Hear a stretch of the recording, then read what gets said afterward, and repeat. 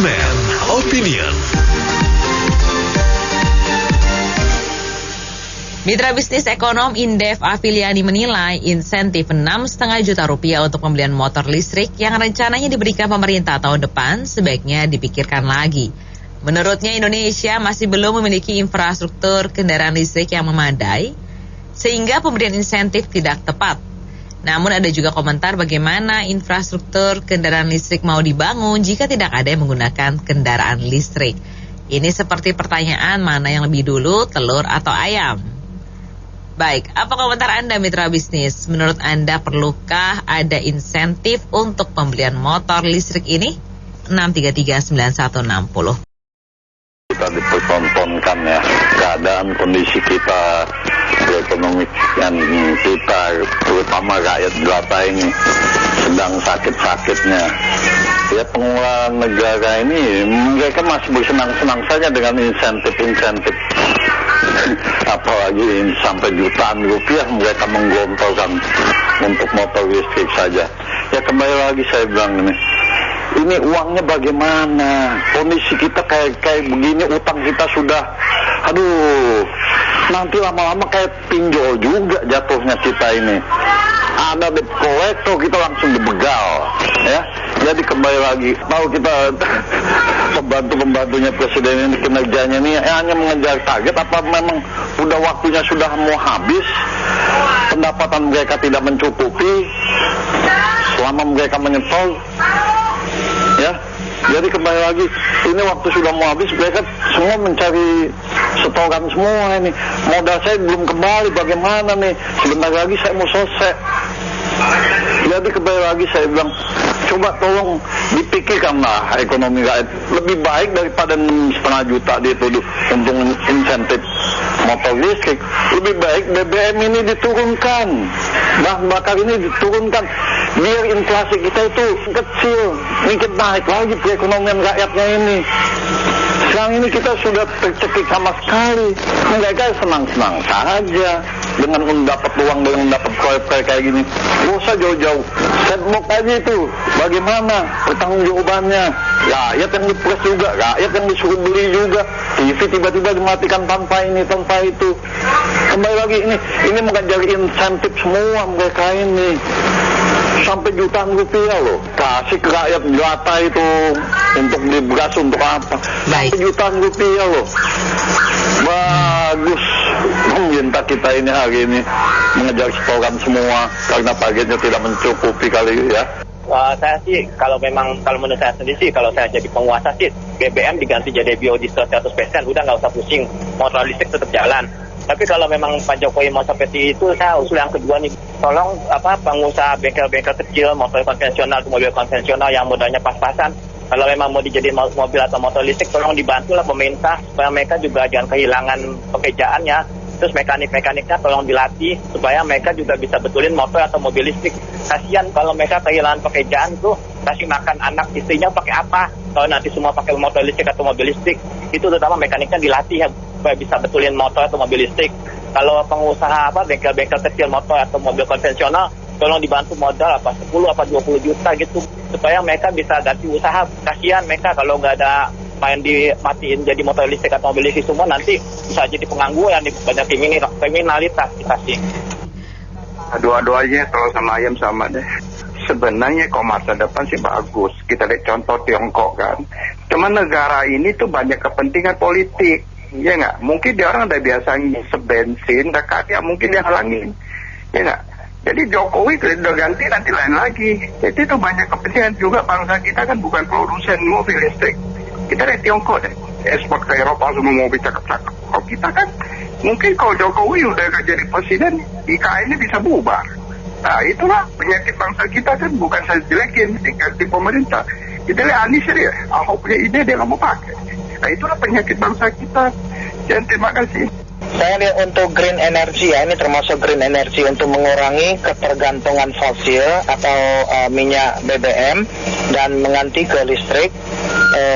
Lalu green eco green, lingkungan dan lain sebagainya. Menurut saya ketergantungan ini memang perlu bertahap untuk segera di ini.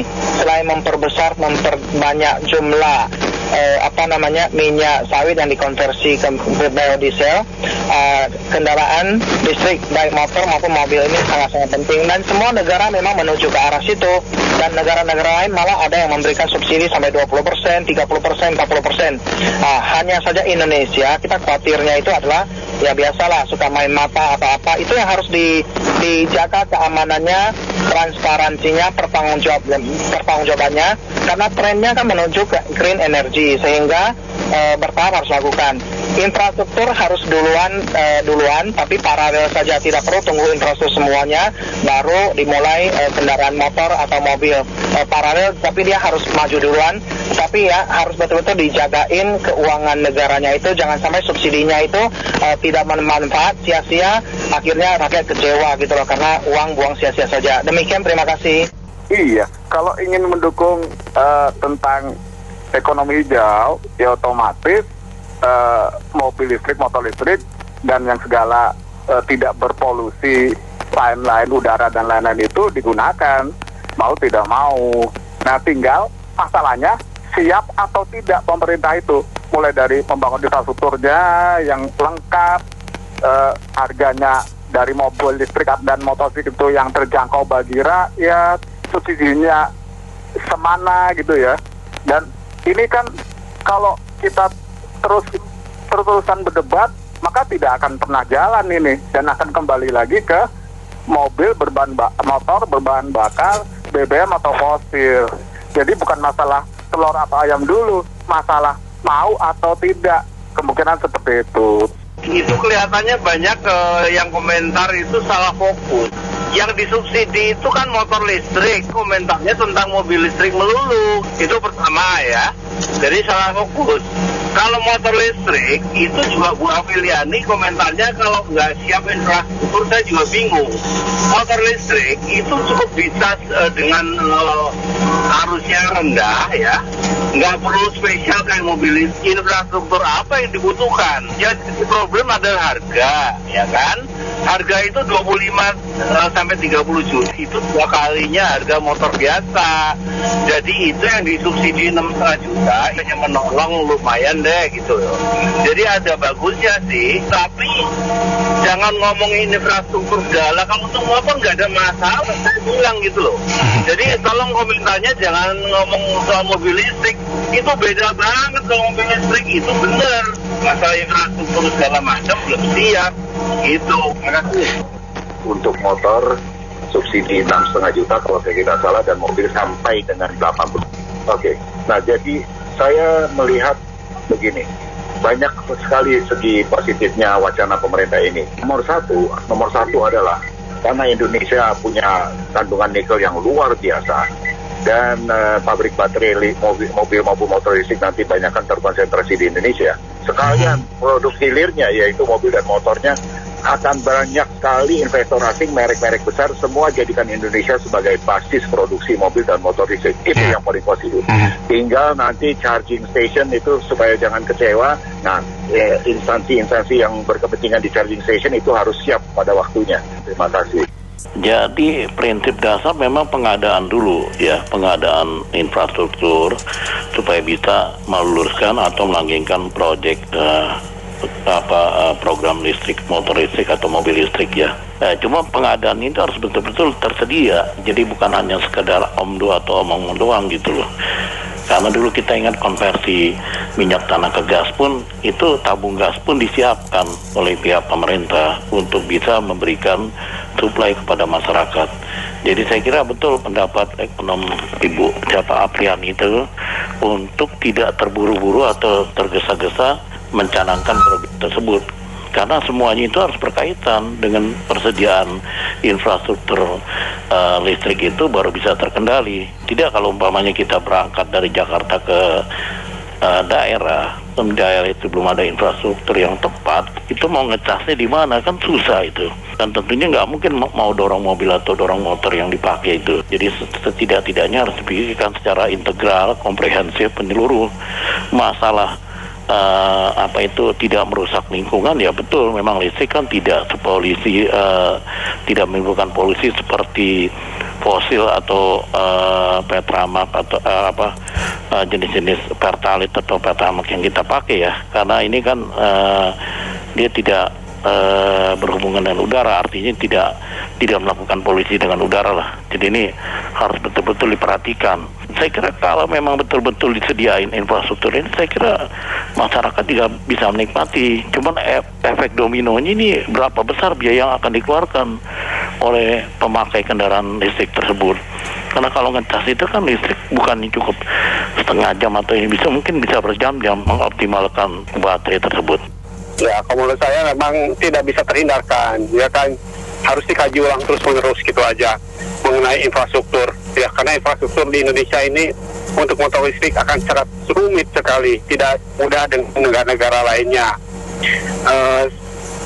Kita memahami bahwa motor listrik itu, motor kita ini kan jarak jauh ya, ada yang dari Parung sampai ke Jakarta, ya, lalu dari Bekasi, umpamanya ke Jakarta.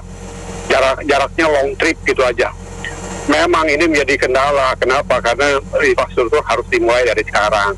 Ya, dan menurut saya insentif itu harusnya dikaji ulang dulu, ya, dengan pengadaan dulu infrastrukturnya lebih baik, baru dikasih insentif. Menurut saya itu. Ya, menurut saya pribadi itu paralel saja. Jadi subsidi secara bertahap juga diberikan. Namun infrastruktur memang harus yang utama. Lebih duluan. Jadi supaya subsidi ini lebih tepat sasaran sambil untuk mengurangi penggunaan BBM, juga untuk mengurangi polusi. Tentu efek dominonya itu jauh lebih besar. Jadi subsidi 6,5 juta menurut saya bertahap diberikan saja, bukan jor-joran, karena sekarang kan untuk menuju ke energi yang bersih, mengurangi ketergantungan kepada BBM dan lingkungan. Tentu ini semua negara ya juga melakukan hal yang sama, termasuk negara-negara besar. Jadi ini bagus, cuman harus tepat sasaran, terukur, transparansi, dan infrastrukturnya itu juga harus lebih duluan, langkahnya itu harus lebih duluan. Seperti kita mau launching motor atau mobil, kan dia infrastrukturnya, bengkel-bengkelnya, spare partnya kan semua harus duluan tersedia, baru orang mau beli. Lalu tidak rusak dan simpan atau taruh di rumah atau taruh di bengkel nggak bisa diperbaiki gitu. Nanti kan tidak tepat sasaran dan mubazir gitu. Harusnya kalau saya sih setuju saja pemerintah ya kasih subsidi untuk motor atau mobil listrik. Tapi harus perlu diingatkan juga pemerintah ya. Ini yang tadi pertama bilang infrastruktur dulu, pom listriknya tuh kalau bisa dipasang di setiap ada pom bensin itu kan sebelahnya kalau bisa pom listrik. Jadi semua bisa terpenuhi gitu. Jadi jangan pemerintah udah kasih subsidi mentah jadinya. Sekarang bagaimana kayak orang yang punya mobil juga kan, ada juga kan orang tinggal di yang rumahnya nggak bisa masuk mobil, kan ngecasnya bagaimana? Apa casnya dipakai sambungan raw kabel? Kan nggak mungkin. Dia harus masuk ke rumah. Ini kita mesti dipikirkan juga. Motor kan itu mungkin bisa ya ke rumah, bisa dicolok ke listrik ke rumah. Tapi kalau mobil kan, kalau orang yang nggak masuk mobil tuh rumahnya bagaimana? Itu harus dipikirkan juga sama pemerintah. Jadi jangan mentah gitu, ngasih dana tapi mentah akhirnya kesananya. Contohnya ya kayak seperti kemarin tuh ya, di Jakarta tuh harus ada knalpot yang buat bersih gitu ya, jadinya nggak ada polusi. Ya disuruh harus bikin gituan katanya. Kalau nggak ada gituan, surat itu nanti perpanjang mobil nggak bisa. Sekarang akhirnya bagaimana undang-undangannya? Udah dibikin begitu, memble kan akhirnya. Kita udah bikin, udah ke bengkel, diuji emisi, sekarang tiba-tiba nggak ada mentah lagi. Ya itu kalau bisa jangan sampai kayak begitu, mengasih. Ya, kalau menurut saya ini bukan ayam sama telur. Mungkin ini salah kali ya. Ini kalau saya mau mengandai-andai ini kayak belajar sama provider handphone. Dulu kan kita teleponnya pakai pulsa, sekarang pakai internet kan. Nah, jadi mungkin ke situ. Jadi kalau menurut saya diberikan subsidi nggak subsidi sih nggak ada masalah. Sambil disubsidi, dibangun infrastrukturnya buat ngisi baterai. Tapi PLN juga udah banyak menawarkan kerjasama dengan pihak swasta kalau mendirikan kayak stasiun isi listrik buat mobil, buat motor kan dibagi hasil sama PLN. Jadi kita beli paket dari PLN, terus PLN akan memberikan kita keuntungan gitu. Saya kira dua teori itu sama-sama ada benarnya ya, Bu Afiliani dengan pendapat yang kalau nggak ada yang lain siapa yang mulai. Tapi saya setuju dengan hal ini ya, bahwa pemerintah harus menjadi trigger, harus menjadi pendorong. Sesuatu itu kalau nggak dikerjakan pemerintah ya, hal-hal yang besar misalnya, kalau semua dihitung untung rugi pada saat ini, ya jelas nggak untung. Tapi jangka panjangnya itu akan men-trigger semua aspek. Sama halnya dengan kereta cepat. Wah, itu rugi. Itu berapa puluh tahun rugi. Terus mesti dipikirin transfer teknologi segala macam ya. Semua properti di Bandung akan naik segala macam, UMKM naik. Itu yang harus, dan tugas pemerintah adalah itu. Pemerintah bukan entrepreneur laba rugi setiap tahun, nggak begitu. Jadi kalau ada ahli ekonom yang kritik mengenai itu, ya saya selalu dengarnya bodoh amat. Dia ada tujuan politik. Tapi kalau Bu Afiliani saya kira masih moderat ya, kritiknya berdasarkan data. Terima kasih. Ya, ngitungnya itu kalau kita pakai BBM itu satu motor subsidinya buat subsidi bensin itu berapa, ya kan? Nanti kalau udah pakai listrik, nanti subsidinya berapa, itu dari hitung-hitungan ekonomi. Jadi kalau ibaratnya nanti pakai listrik udah nggak ada subsidi, berarti kan itu berarti pengeluaran pemerintah yang buat subsidi BBM kan udah berkurang banyak. Itu dari pihak ekonomi, dari lingkungan, mestinya kan lebih bagus. Jadi namanya hidup itu kan nggak bisa menang semuanya, harus salah mengalah satu-satu. Nanti suatu saat kan swasta itu kan lihat potensinya. Kalau listrik udah bagus kan tanpa dipanggil, kalau memang permintaannya banyak kan tadi nanti swasta pada bisnis itu setrum listrik. Makasih. Lagi menginginkan punya mobil listrik di Indonesia ya, tapi sayangnya memang harganya itu mahal banget gitu ya. Jadi kalau saya tadi barusan googling, di China itu di bawah 100 juta. Bahkan ada startnya 61 untuk tipe Wuling yang EV ini. Nah, sedangkan di Indonesia masuknya yang 200 kilo 240 juta, yang 300 kilo 290 juta. Jadi itu pajak masuknya sudah tinggi sekali. Jadi memang kalau pemerintah sekarang ingin untuk mensubsidi lah, itu memang dari pajak yang tinggi ini disubsidi lah, itu bagus. Kenapa? Karena ketika pemerintah sudah mendapatkan uang dari penjualan PPNBM-nya tinggi, ya harus bangun infrastruktur. Kalau enggak, ya mobilnya nggak akan berkembang. Tapi saya tahu pasti dihambat oleh produsen mobil bensin, BBM. Jadi itu yang terjadi di Indonesia. Dan saya lihat juga pemerintah juga subsidi untuk biaya pajak tahunannya, karena saya lihat hanya 831.000 lah per tahun.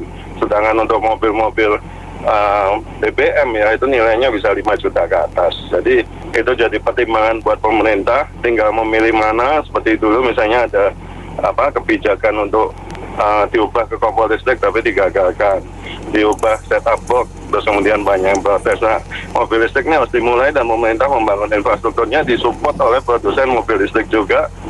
Jadi untuk mobil listrik ini saya setuju dengan pemerintah, insentif tetap diberikan. Karena apa? Dengan adanya insentif orang akan beralih dari mobil yang menggunakan bahan bakar fosil ke mobil listrik, karena dengan diharapkan dengan menggunakan mobil listrik itu listrik yang dibangun oleh pemerintah, pembangkit listrik itu bisa terutilisasi gitu.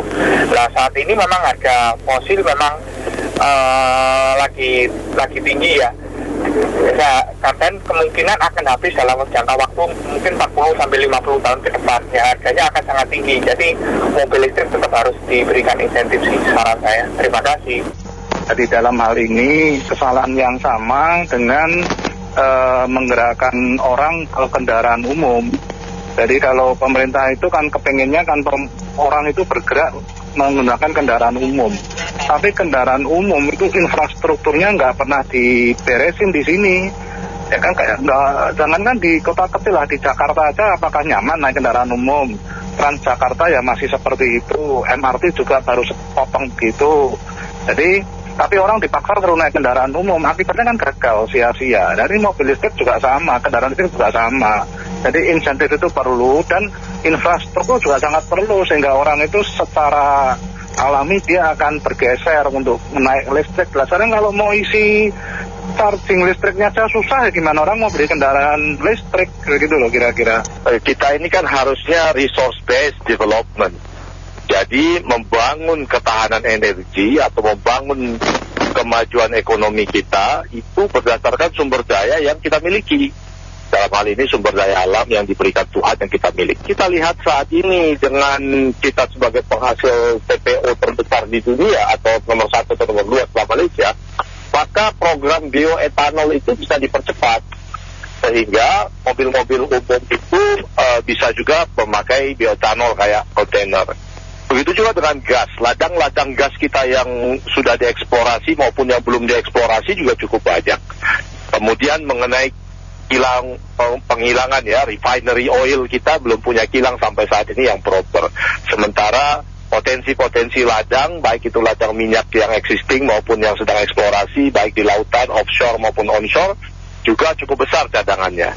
Jadi kita ini seperti orang yang di meja makan itu ada sate, ada telur, ada nasi goreng, tapi mikirin pizza yang belum pernah datang gitu. Datang satu slice terus kita bicarakan panjang lebar, padahal yang di meja makan kita sendiri nggak kita habisin gitu. Terima kasih. Kebutuhan per hari kurang lebih 1,7 juta kiloliter untuk rakyat Indonesia di seluruh Indonesia. Tapi pemerintah kita, Pertamina hanya sanggup mengadakan kurang lebih 800.000 kiloliter dan atau barel ya. Dan untuk yang lain-lain kita juga banyak. Kalau contohnya kelapa sawit, akan tetapi itu kan pengusaha swasta yang memilikinya. Begitu juga minyak, dan semuanya tidak menjual ke pemerintah, kebanyakan menjual kepada pihak non pemerintah. Akibatnya pemerintah kita merasa kekurangan gas misalnya, atau minyak. Gas juga masih impor sebagiannya, dan juga minyak sebagiannya. Menurut saya motor listrik nggak perlu ya infrastruktur. Beda dia nggak butuh watt yang terlalu tinggi kayak mobil gitu loh. Dan dia kita bisa beli baterai cadangannya, dan itu nggak gede kayak mobil, itu kan nggak mungkin ya. Jadi menurut saya sih motor listrik, dan kebanyakan motor jarang sampai keluar kota, misalnya sampai Bandung gitu. Mungkin kalau pas mudik ya, tapi kalau menurut saya sih kebanyakan dalam kota sih. Itu aja, terima kasih. Kalau saya punya komentar, memang sih bagus untuk masa depan. Soal insentif sih bagus, bisa mengukur polusi. Cuma bangsa kita belum saatnya, tau nggak? Kita lihat ada pom bensin dari dulu berantakan, saya lihat tuh. Karena nggak tahu ada ukuran bener nggak. Ada yang pakai, pokoknya berantakan di Jakarta atau di luar kota. Gak? Itu diperbaiki dulu pom bensinnya, baru step by step. Memang bagus seperti di Tiongkok, cuma bangsa kita kan tahu sendiri kan, amburadul, jalanan amburadul, pom bensin, lampu merah semua amburadul, digodok daerah mana. Menurut saya jalan terus. Itu saya mau terus terang nggak enak, tapi saya sudah beberapa kali ketemu dengan Afiliani. Jadi memang Indonesia itu harus menghemat BBM. Jadi harus pindah energinya dari energi yang batu bara ke yang terbarukan, yaitu listrik. Jadi lanjutkan, berikan insentif untuk kendaraan listrik. Terima kasih. Saya pakai mobil listrik. Kalau untuk ke insentif, sebenarnya jangan dibiasakan untuk diberikan insentif untuk apa-apa. Karena sebenarnya kepentingan ini kan kepentingan untuk kita ya, sebagai umat manusia gitu, membantu sukseskan program pemerintah. Karena kalau sedikit-sedikit insentif, itu sesuatu yang akan merugikan kita juga gitu. Jadi terbiasa harus hadiah dulu gitu. Padahal tujuan inflasi listrik ini kan bagus. Yang kedua, mengenai infrastruktur saya setuju dengan komentar yang sebelumnya ya. Karena untuk motor jaraknya pendek dan juga baterainya bisa di-swap kayak gitu. Jadi harusnya itu bisa segera dilakukan. Kalau untuk mobil, mungkin pemerintah harus mengejar infrastruktur yang ready, karena dengan ready banyak orang akan beralih ke mobil listrik karena memang udah tahu manfaat dari listrik dan juga kenyamanan menggunakan mobil listrik. Itu saja, thank you. Ya, kalau saya bilang sih nggak usah terlalu berpikir lagi mengenai kendaraan pribadi deh, mau mobil mau motor, yang penting bagaimana meningkatkan public transport seperti negara-negara maju. Ya, mitra bisnis, terima kasih banyak atas partisipasi dalam Businessman Opinion. Saya Anita Wijaya.